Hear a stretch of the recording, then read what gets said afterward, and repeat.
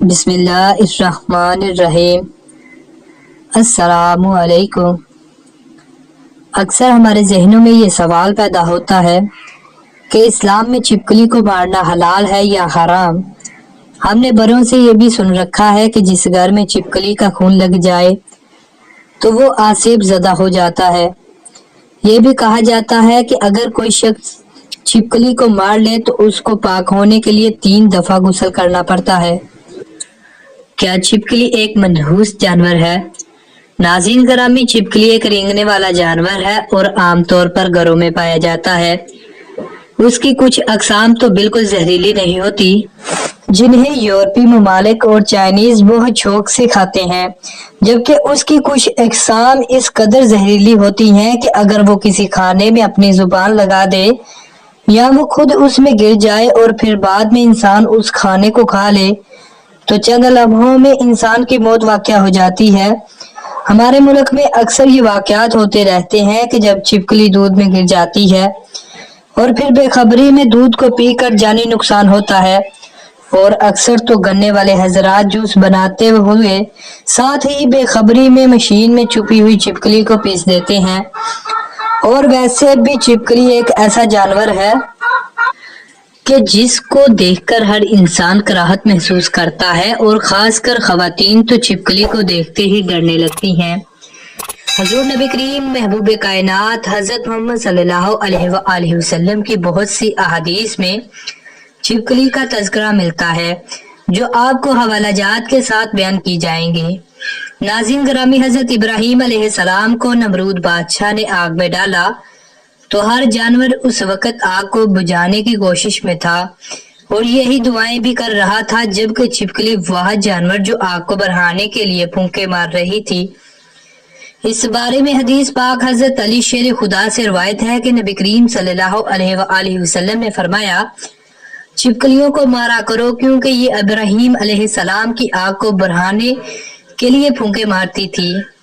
حضرت علی رضی اللہ تعالی عنہ مزید فرماتے ہیں کہ اس زمین پر کچھ مخلوقات ایسی ہیں جو انسان سے ناخوش ہیں، اور انہوں نے شیطان سے وعدہ کیا ہوا ہے کہ وہ انسان کو ہر طرح سے نقصان دے گی۔ ان میں ایک چھپکلی اور اس خاندان سے جڑی مخلوقات ہیں۔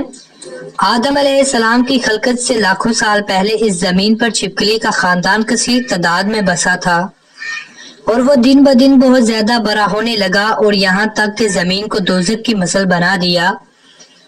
یہاں اس خاندان نے اتنا ظلم کیا کہ اللہ نے زمین پر عذاب نازل کر دیا اور اس نسل کو ختم کر دیا، سوائے کچھ کے صرف وہ بچے جو بہت چھوٹے تھے، وہ زمینوں اور غاروں اور پانی میں چھپ گئے۔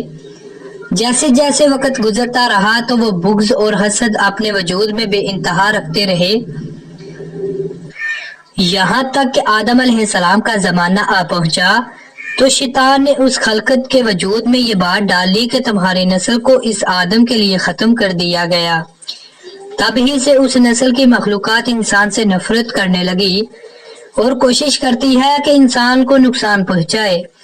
صحیح مسلم کی حدیث نمبر 2240 ہے کہ نبی کریم صلی اللہ علیہ وآلہ وسلم نے فرمایا، جو شخص کسی کیڑے یا چھپکلی کو پہلی چوٹ میں مارے اس شخص کے لیے 100 نیکیاں لکھ دی جاتی ہیں، جو دوسری چوٹ میں مارے اس سے کم، اور تیسری چوٹ سے مارنے والے کے لیے دوسری چوٹ میں مارنے والے سے بھی کم ثواب ہے۔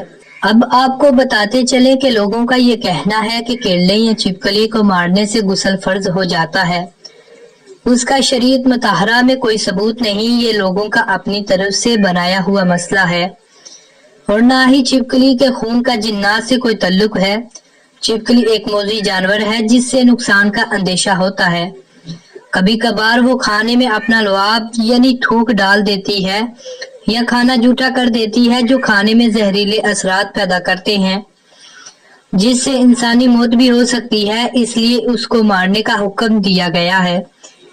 نبی کریم صلی اللہ علیہ وآلہ وسلم نے فرمایا، جس نے سانپ کو مارا اس کے لیے 5 نیکیاں، جبکہ جس نے چھپکلی کو مارا اس کے لیے 1 نیکی لکھ دی جاتی ہے۔ چھپکلی جیسے موذی جانور کو گھر سے بھگانا اور مارنا جائز اور نہایت اہم ہے، کیونکہ اسلام میں بھی ہمیں اسی کی ترغیب دی گئی ہے۔ آپ صلی اللہ علیہ وآلہ وسلم نے اس کو مارنے کی اجازت بلکہ حکم دیا ہے، اور اس کے مارنے پر ثواب بھی بیان کیا گیا ہے، یہاں تک کہ اگر پہلی ضرب میں مار دیا جائے تو اس پر ثواب کی بڑی مقدار بیان کی گئی ہے، دوسری ضرب مارنے پر اس سے کم اور تیسری میں اس سے کم ہے۔ اس ویڈیو کو صدقہ جاریہ سمجھ کر شیئر ضرور کریں۔ تو ملتے ہیں دوستو ایسی مزید ویڈیو کے ساتھ، اس وقت تک کے لیے اللہ حافظ۔ اللہ حافظ۔